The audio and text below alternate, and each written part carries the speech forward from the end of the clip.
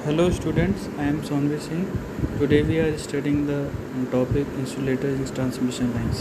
ठीक है, कौन से इंसुलेटर्स ट्रांसमिशन लाइन में यूज़ होते हैं। पहले तो हम ये पढ़ लेते हैं कि जो इंसुलेटर्स का मतलब क्या है। इंसुलेटर का मतलब है कि वो इंसुलेशन प्रोवाइड करते हैं in the flow of current. ठीक है, वो करंट को फ्लो नहीं होने देते फ्रॉम लाइन टू टावर्स। जैसे तुमने टावर्स देखे होंगे, वो आयरन स्टील के बने रहते हैं। ठीक है, जिसमें कार्बन कंपोजिशन ज़्यादा रहती है कंपेयर टू आयरन। ठीक है, तो वो भी कंडक्टिंग मटेरियल के लिए बने हुए हैं। और जो हमारे करंट जो फ्लो हो रहा है लाइन में, ट्रांसमिशन लाइन में, वो उसमें फ़्लो हो सकता है। तो वो फ्लो ना हो तो उसके बीच में हम क्या करते हैं, टावर और ट्रांसमिशन लाइन के बीच में कंडक्टर जो लगा हुआ है टावर में, उसके बीच में एक मटेरियल लगाते हैं, उसको बोलते हैं इंसुलेटर्स। उसका काम क्या होता है, वो करंट को लाइन से फ्लो नहीं होने देता टावर्स में। ठीक है, अगर टावर्स में फ्लो होगा तो कोई अगर उसको टच कर देगा तो आपको भी करंट लग सकता है। अब पढ़ लेते हैं कि वो बने किसके होते हैं, मटेरियल कौन सा यूज़ होता है इंसुलेटर्स को बनाने के लिए। तो पोर्सलिन यूज़ होता है, क्वार्ट्ज यूज़ होता है, एलिस्टर यूज़ होता है और कालीन यूज़ होता है। मेनली पोर्सलिन के बने रहते हैं।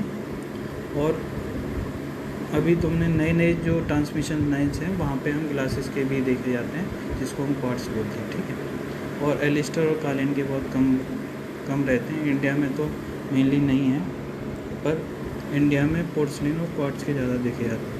क्वार्ट्ज के अभी देखे जा रहे हैं रिसेंटली, अदरवाइज़ पोर्सलिन के देखे जाते थे जो डार्क ब्राउनिश कलर में जो दिखते हैं। ठीक है, तो कितने तरीके के इंसुलेटर्स रहते हैं। एक तो पिन टाइप इंसुलेटर्स रहता है, सस्पेंशन इंसुलेटर्स रहते हैं, और तीसरे सेगल टाइप और स्ट्रेन।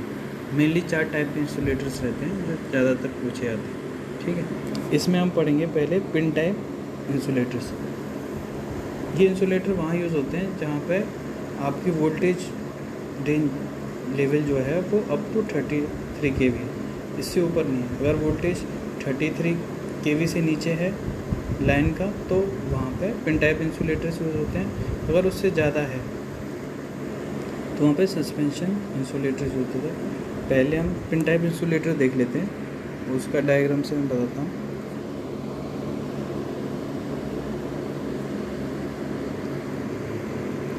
देखो, ये पिन टाइप इंसुलेटर्स है, ये आपकी क्रॉस आर्म है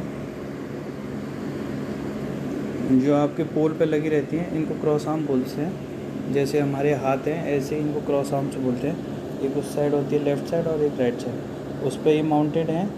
और ये जो बीच में जगह जो बनी हुई है, यहाँ से हमारी क्या है, ट्रांसमिशन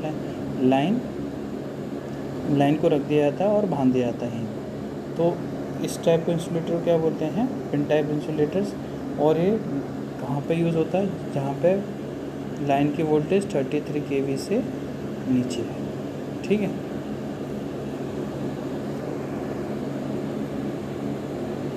अब आ जाते हैं कि इंसुलेशन फेलियर कैसे हो जाता है।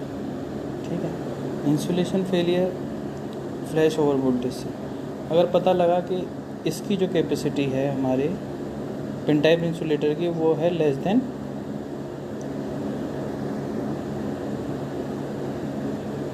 33 kV। ठीक है, लेस देन 33 kV है। अगर लाइन का वोल्टेज 44 kV हो गया तो उसमें क्या होता है, फ्लैश ओवर वोल्टेज हो जाता है। उसमें इसकी इंसुलेशन प्रॉपर्टी क्या होती है, डैमेज हो सकती है। फ्लैश ओवर वोल्टेज का क्या है कि इतना वोल्टेज अगर 33 kV से ऊपर पहुंचा तो इन दोनों के बीच में जो एयर होगी, लाइन और इसके क्रॉस आर्म के बीच में जो एयर जो होगी वो क्या हो जाएगी, आयोनाइज्ड हो जाएगी, और करंट हमारा फ्लो होना स्टार्ट हो जाएगा between line and cross arm. ठीक है, और हमारे पोल में करंट आ सकता है। ठीक है, एक तो ये हो गया। ठीक है, दूसरा होता है puncture. In the case of insulator pincher, electrical discharge occurs from conductor to pin through the body of the insulator. Sufficient thickness of porcelain must provide to avoid the pincher. A pincher breakdown, with such breakdown is involved, the insulator is permanently damaged. Puncture का क्या मतलब, वही जो मैंने बताया आपको, एक minute फिर से हम बता देते हैं।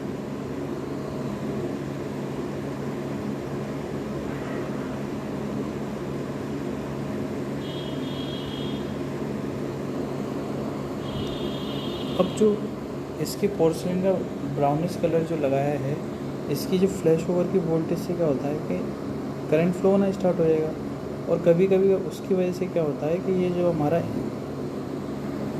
इंसुलेटर है वो ब्रेक डाउन हो जाता है। पोर्सलिन का बना हुआ है,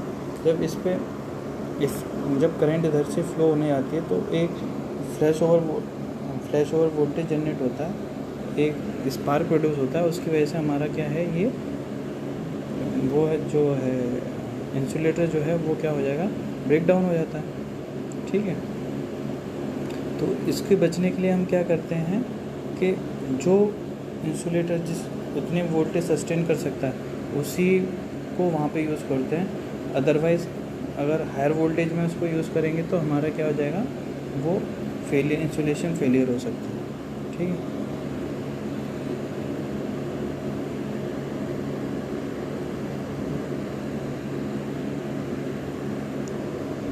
अब आ जाते हैं सेफ्टी फैक्टर। ठीक है,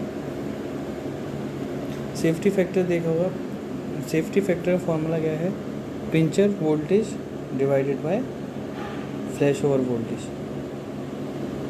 ठीक है, इसका फॉर्मूला है सेफ्टी फैक्टर का